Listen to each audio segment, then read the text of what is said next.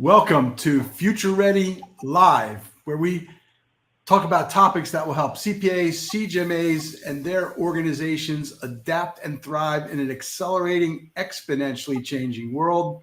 I'm your host, Tom Hood, the EVP of Business Engagement and Growth at the AICPA CIMA, the largest global body of certified professional accountants in the world. Today, we've got repeat guests coming back who are effectively, in my mind, some of the top GenAI gurus in our profession. Let me introduce to you or welcome Don Tomoff, the principal at Invenio Advisors, and Glenn Hopper, the head of AI research and development at Eventus. Say hi to everybody, guys. Hello, everybody. Hey, guys. Nice to see you, Tom. Nice to see you and Glenn again. It's always good to have you guys here. So today's topic is obviously no surprise, is about Gen AI and the future of finance, like what's going on in the market today. I want to give a quick introduction of both of you. Don has over 30 years of broad accounting, finance, and consulting experience, including used to be Big 8 public accounting and broad industry exposure, manufacturing, retail, nonprofit, and consulting. Currently, he provides consulting services to executives and organizations ranging from closely held to publicly held organizations. At Invenio, he's focused on helping companies think differently, which manifests itself in many ways, including connecting a lot of dots and showing you all the latest tools. He's actually one of the Business Learning Institute instructors as well for us. So Glenn, he develops high-powered AI solutions for the office of the CFO. He's also the best-selling author, I think that's right, but if it's not, it should be, of AI Mastery for Finance and the predecessor book called Deep Finance, both really good reads. He leads the development of AI-powered solutions for the finance and accounting sectors, focusing on streamlining financial processes, improving accuracy, and supporting data-driven decision-making through advanced technologies. His mission is to help businesses achieve efficiency and strategic value while maintaining predictable costs. Wow, two impressive guys. I have to say I can call them both friends of mine. So again, welcome, guys, and let's get right into it. Let's talk about exactly explosion of Gen AI and its impact on finance teams. Why does this discussion matter now? Tell me what you think. Glenn, you can go first. Okay. So it's been interesting to see, the three of us have been talking Gen AI since ChatGPT 3.5, very early on. We saw the potential of it. And I think a lot of people have seen the potential of it, but there's also been a lot of confusion, concerns about hallucination, and it's not great with numbers, and what about data privacy and all that. And I think what's happened from the early days when you and I were talking about it, that now the products have gotten better, they're more accessible, more people have had time to sort of familiarize themselves with it and use them and understand what their limitations are and what they're good at, and more people are going through training on it, and so they understand it. And then other side that I'm seeing, and I know Don can talk about working with people one-on-one, but what I'm seeing is we're now figuring out ways to integrate LLMs and these chatbots into our workflows, into the software we're already using, into our existing BI systems and all that. So as we're able to do that, when you don't have to pull what you're doing out of your system, go into to a web-based tool and use it. And also, I think we're all seeing we're getting, there's sort of a FOMO around it, but there's pressure from boards, there's pressure from senior management, there's pressure from investors, and really, in a lot of CFOs I talk to, their 2025 bonus is tied in some way, at least portion of it, to how they're able to implement AI. So there's a lot of motivations that are driving this year. And so that's kind of what I'm saying. I don't know, Don, how about on your end? I think you nailed it, Glenn. The one thing I would add is, and Tom, you recently posted at the Future of Finance Summit in December, we touched on, and Gartner touched on, agentic AI, which is all the rage in 2025. And Tom recently posted on LinkedIn that we're going to be the last generation to actually manage just people. We're going to be managing AI agents as part of our team. And that's the reality. That stuff's coming faster than anything. I think what Glenn talks about, hesitation, it's absolutely true. And this comes back to something we always talk about, which is the mindset and knowing that we've got to get moving or we are falling behind. And I think we saw this at the Future of Finance, but we saw that we're really moving from a understanding to implementation integration mindset. Yeah, I think that's real. That's spot on, and that is it is amazing because that quote came from Mark Benioff when he was at the World Economic Forum, and I think it is spot on. We talked about it a year ago in our Future Finance mid-year meeting, where we were seeing plans for finance teams where you have the little icons that are people. Then in the 5-year plan going out to like 2030, you started to see AI icons and bot icons, right? So RPA, which would be the agents and all that stuff. So we're already seeing it in the mix. Now, the good news for all that out there in the finance area is that most of our folks said they weren't looking at replacing humans today. They were actually looking at it as probably replacing or augmenting future workforce. So they might be able to hold their headcounts more stable even while they're growing if they could augment with these bots and AI agents, so to speak. So, yeah, I think that's probably true. So let's talk about the summit. Like, what did you guys see going on there, and how does that connect to where you think things are right now? I'll make two observations. I think what hit me was obviously the amount of interest in AI, and there were two. Other than Glenn and I and Gartner, which Gartner did a really nice job, there was the Shark Tank session by Kathy Crump, I believe. Rachel Crump. Yeah. Rachel Crump. Yep. And that was fantastic. What they were actually doing to implement it. And then Roger Kenyatta, I believe, from Lowe's, he and I had some side conversations where I was like, okay, there's folks doing this stuff and they're really digging in and figuring out how to do things better with AI. Yeah. Glenn? Yeah, I mean, the crazy thing is, I feel like I'm in this the churn of AI timeline versus regular timeline. It's like the dog years or whatever, where every week seems like a month. And so looking back to Future Finance back in last December, that seems like a decade ago. And so what we were talking about then, I mean, what really stands out to me, and this is something that's near and dear to my heart, and it's the importance of reskilling and upskilling our teams. And I think this came from the Gartner presentation where they talked about two types of digital talent. There's the citizen digital talent, which is they have the domain expertise in marketing or in finance or whatever group they're in, but then they learn the AI and that part to back it up, or there are the technical people that learn to be domain experts. And I think what that really struck home to me, because if I think about the skills that we need to have going forward, that was true then, and with each passing week only gets more true, that we can't just be good at accounting. You got your CPA, you get your CPE credits, great, you're good at accounting, but that's like table stakes now. And there's, the better the AI gets, the more it can do of what accountants used to do. So, and I still believe we're in a place where, it's become cliche now. And I keep repeating this mantra because for the foreseeable future, I'm not the best futurist in the world, but for the foreseeable future, I think it remains true. It's that AI is not going to replace people, but people using AI will replace those who don't. And there are so many, we are naturally risk averse people, but this is not, you don't want to be the person saying rock and roll is a fad about AI. It's not going anywhere except, exponential growth upwards. So that to me is like that, talking about reskilling and upskilling and how we need to change our mindset, how we do our jobs. And it's just like, when spreadsheets came along, or when desktop computers, or when cloud computing and all this came along, you have to adapt. And this is moving faster, I think, than any of those did.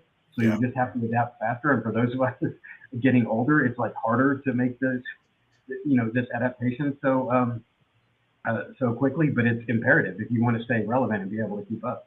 Yeah, I think that's true. And the one thing I would add to what Glenn just said is the rate of change and keeping up. And I don't think we're going to touch on this.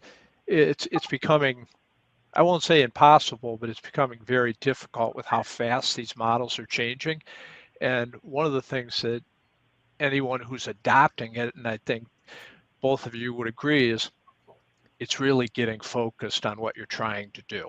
Yeah. Okay. Don't get distracted by these 50 tools you got to look at. Start with a couple and figure out how to apply those to your workflow, and the learning will accelerate. Yeah, spot on. So two pieces to that. Obviously, we're wrapping up our research on updating our T-shaped professional model. And it actually, to your point, Glenn, the upskilling side, it isn't more technical skills, not more technical accounting skills. You might need some AI skills, right, to understand prompting and a bit of that. You're going to need good data analytics. That's coming more and more, and now it's becoming easier to do. But the boundary crossing skills, right, the strategic and critical thinking and the collaboration, all those pieces. And I know you guys both saw that study that was it Connor Greenan posted from Wharton. Was it Wharton or Harvard? Harvard. That talked about the partnership of people and the bots in their experiment and how it actually helped sense of well-being and morale went up when they could partner well with bots to do cool jobs. That was fascinating to me. And I mean, that gives us a bright future, right? So now we're going to be working, we're going to be supervising robots to Don's original point about it's the last time we're going to be managing all human workforce, but it looks like managing bots. Think about it. They don't take vacation. They don't get sick. And they don't go out for long lunches. It's like raising the morale when you get to really work well with them. And I think I experienced that when I'm playing around and doing work with them as well. Yeah, I will give up before it will. I always say it's like, I think of AI as you have an exoskeleton, so you've got your normal capabilities, whatever your domain expertise is, but you start using AI and it's like, oh, now I have superpowers. I can do it faster. I can, come up with different ideas and in all the ways that we use it. But now as agentic AI comes along, it's like, I've got this exoskeleton and this army of robots behind me. So that then we're getting into full like sci-fi movies. Yeah. And one of the points I make when I speak with folks is everybody thinks of AI makes us faster at what we do. Well, it does, but that's only this much. It makes us better. Okay, as Glenn said, we can do things we've never done before. I use an example of you could have a CEO or a CFO actually doing analytics themselves. Glenn, we've talked about this a number of times, because they don't need to open up Excel and understand how to do analytics. They can just ask the AI to do it for them. Yeah, totally agree with that. So I'm gonna skip ahead now that you're on agentic AI. Let's talk a little bit about what does this mean and what's coming next. Like, I think it's just fascinating to see how fast this stuff is moving through the system. It's unbelievable. Gartner had a thing at the AI symposium a week ago, and they showed, GenAI was up over the hype cycle now, moving down to the trough of disillusionment. But what he made a point of saying is it's probably going to come through that whole hype cycle faster than any other technology. So don't count on it going into the trough of disillusionment and staying there. It's going to zip through and get to the plateau of productivity rather fast. And then on top of it, quantum showed up now for the first time, quantum computing for finance. And I know Microsoft found like the fourth state of matter recently with their, like, it's just mind blowing. And quantum is like a rocket ship on top of GenAI, which we didn't think that could happen either. And here we are. Yeah.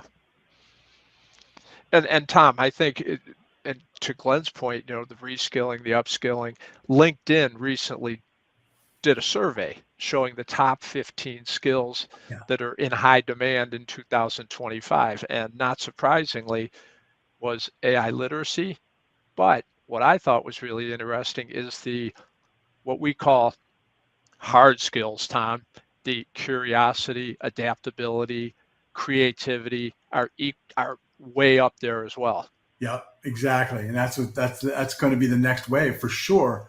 All right, let's keep going because I know we could do this for like 2 hours, but we only have 20 minutes.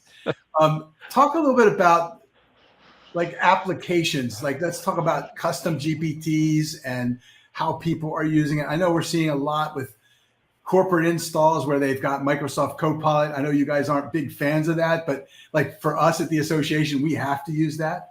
But we just created a custom GPT to load all of our professional standards in, and we're actually going to commercialize that so that we could give access to our members to have a chat bot that they could go and interact with those standards every day. Like, that's a perfect example of what we're thinking about. So talk about what you guys are seeing out in the wild, so to speak. A lot more interest in custom GPTs. And when I think of the audiences I work with, smaller businesses, executives, it's really just exposing them to the basics, like how do we use it to analyze documents and basically make all that process hidden behind the fact. I think to me, the key is, and you can do it for coding, you can do it for Excel, whatever tool it is you use, you front end it with all the prompts so that the person using it doesn't have to worry about prompting. Yeah. So, and I think there was an article about the Big Four adopting custom GPTs and agentic AI, and they're going to, free up tons and tons of time. I mean, they're already talking about doing this, and I'm seeing organizations not so much on agentic AI. In fact, I haven't personally seen anything. Glenn, I want to hear your thoughts, but definitely on GPTs. They're like figuring this out. And Tom, to your point about Copilot, I think Copilot's getting a lot better. Yeah. But I've worked with several organizations that are working ChatGPT and Copilot in tandem. Yeah. That's pretty much what I do too. Yeah. Yeah.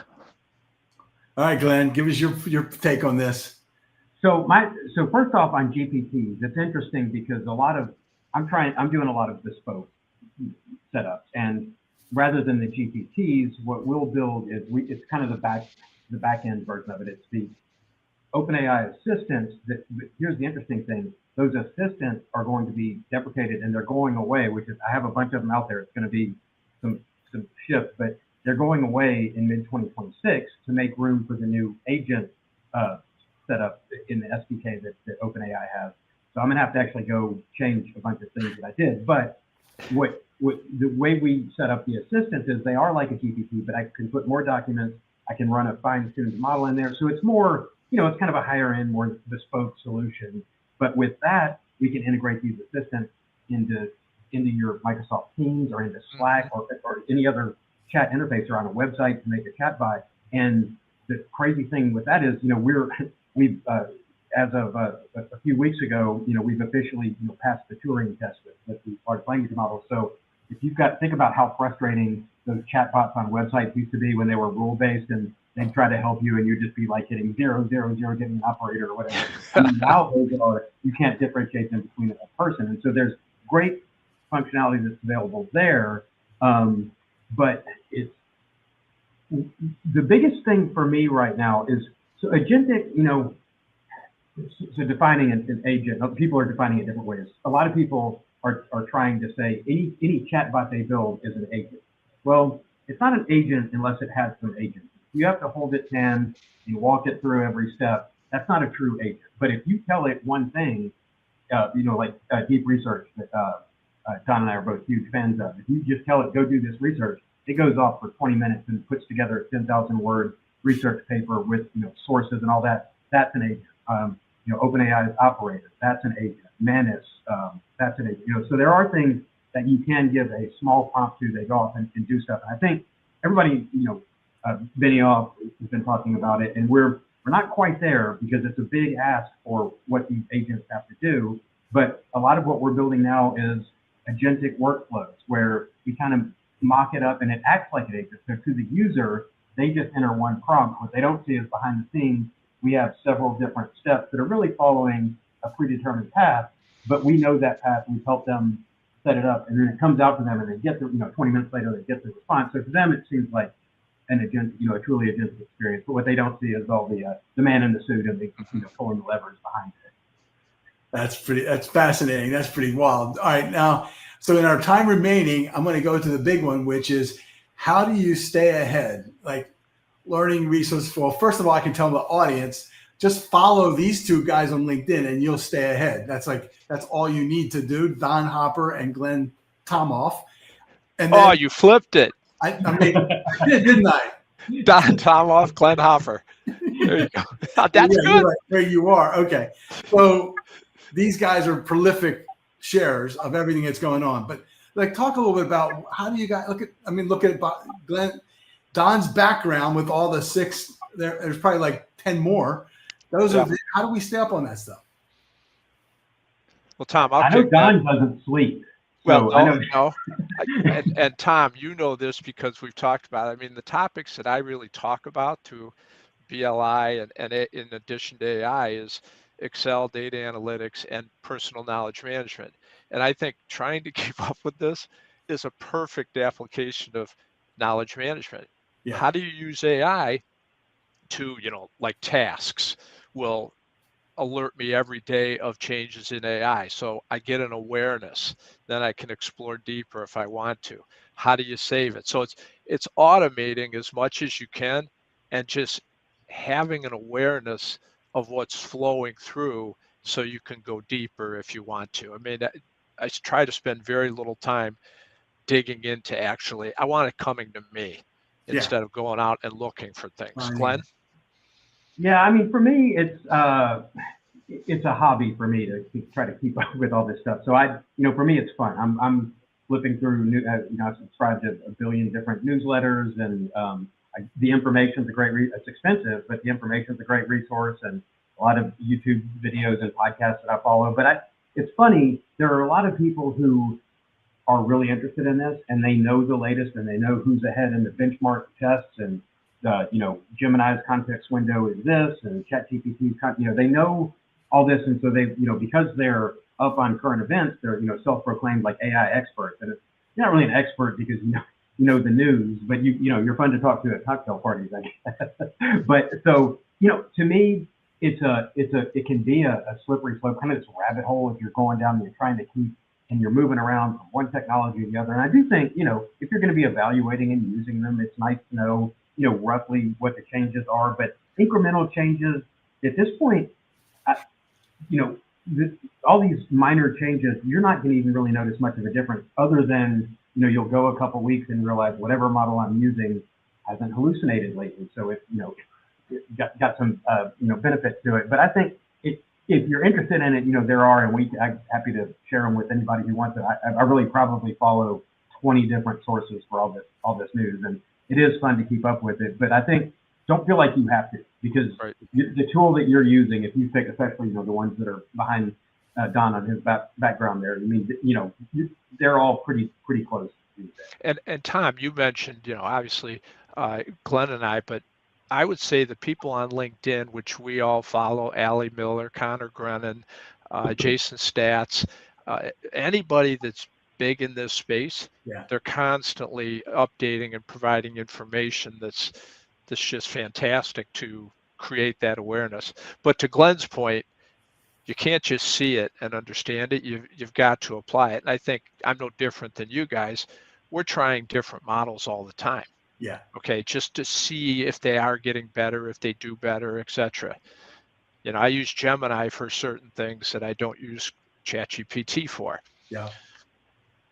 Good stuff. I mean, that's exactly. And then we don't have time to cover it, but these guys are going to be with us in August when we do an in-person meeting to really hold 2 days on ChatGPT and GenAI and finance. And then we're going to be publishing a white paper from that. So a couple things, you can follow us along on Future of Finance, hashtag Future of Finance.